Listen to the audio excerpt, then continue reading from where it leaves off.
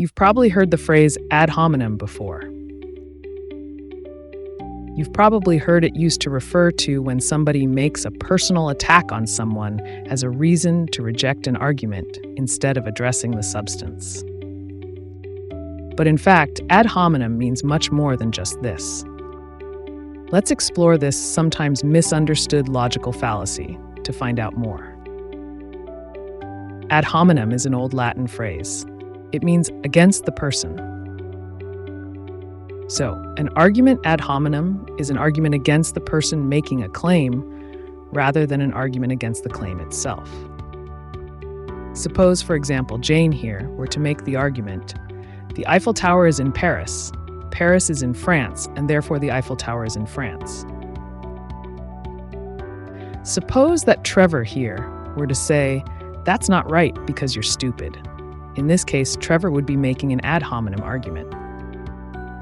He would be trying to claim that Jane is wrong because of something about Jane, not about her argument. This argument is not a valid counterargument because it doesn't identify a false premise or flaw in Jane's reasoning. Even if Jane is stupid, she could be right about the Eiffel Tower, and, in fact, she is.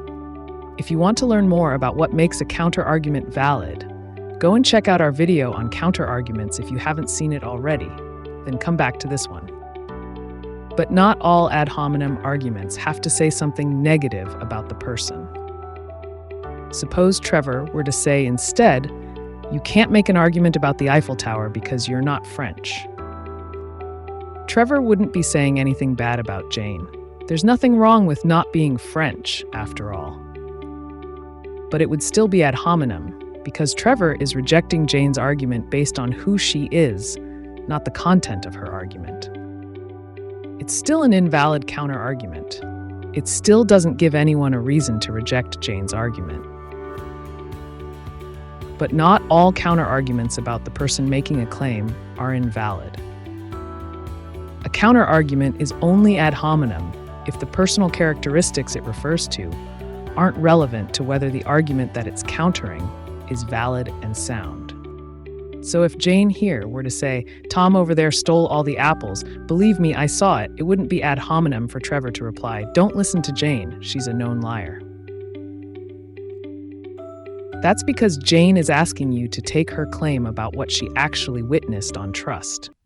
If Trevor is right that Jane is prone to lying, that is a reason not to give her that trust.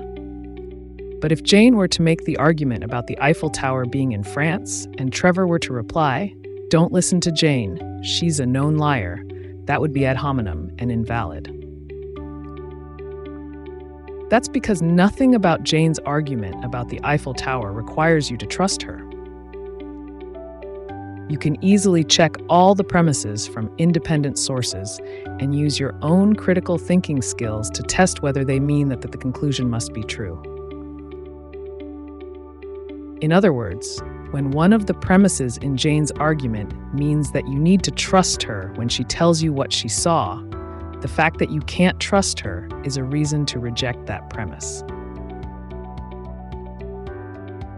Where Jane's argument doesn't require you to trust her to accept any of its premises, her lack of trustworthiness is not a reason to reject them.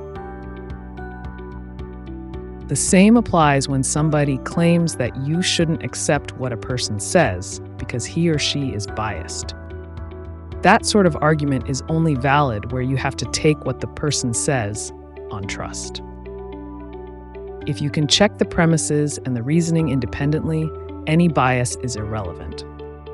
Remember, a person accused of a crime is almost always biased towards being thought to be innocent. But that doesn't mean that you can just assume that everyone accused of a crime but who denies it is guilty.